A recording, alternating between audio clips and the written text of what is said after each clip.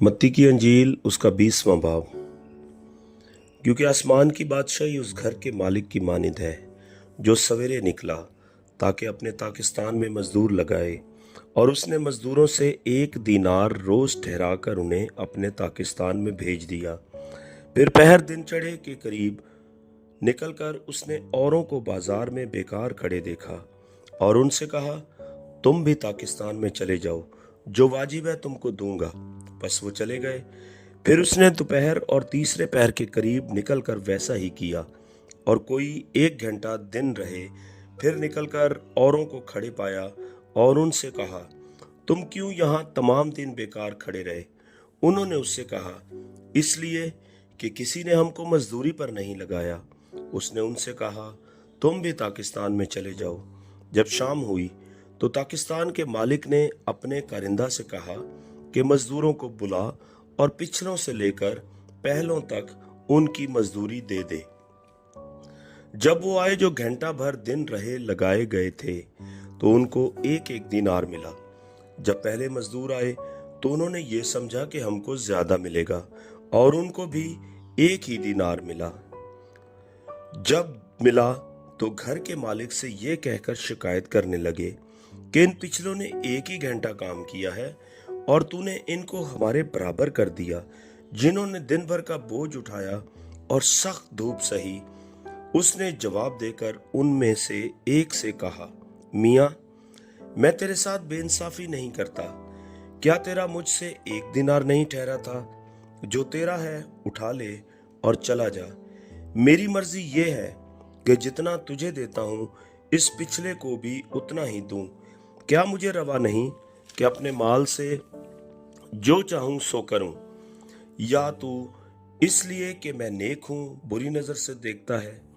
इसी तरह आखिर अव्वल हो जाएंगे और अव्वल आखिर।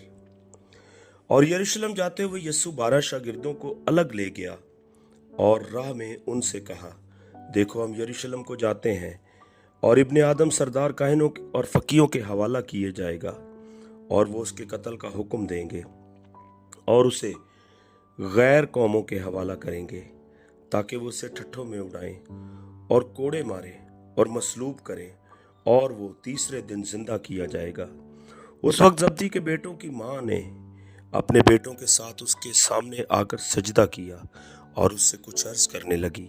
उसने उससे कहा कि तू क्या चाहती है? उसने उससे कहा, फरमा कि ये मेरे दोनों बेटे तेरी बादशाही में तेरी दाहिनी और बाएं तरफ बैठे। यीशु ने जवाब में कहा, तुम नहीं जानते कि क्या मांगते हो? जो प्याला मैं पीने को हूं, क्या तुम पी सकते हो?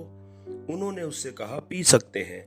उसने उनसे कहा, मेरा प्याला तो पियोगे, लेकिन अपने दाहिने बाएं किसी को बिठाना मेरा काम नहीं, मगर जिनके लिए मेरे बाप की तरफ से तैयार किया गया है उन्हीं के लिए है।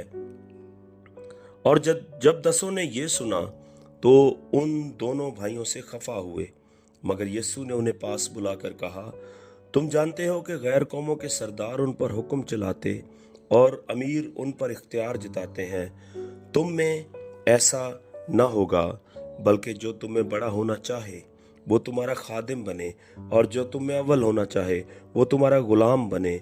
चुनाचे इब्ने आदम इसलिए नहीं आया कि खिदमत ले, बल्कि इसलिए कि खिदमत करे और अपनी जान बतेरों के बदले फिदिया में दे।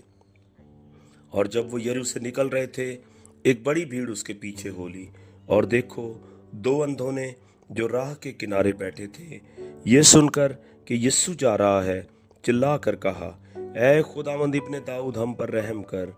लोगों ने उन्हें डांटा कि चुप रहें, लेकिन वो और भी चिल्लाकर कहने लगे, ऐ खुदावंद इब्ने दाऊद, हम पर रहम कर। यीशु ने खड़े होकर उन्हें बुलाया और कहा, तुम क्या चाहते हो कि मैं तुम्हारे लिए करूं? उन्होंने उससे कहा, ऐ खुदावंद, ये कि हमारी आंखें खुल जाएं।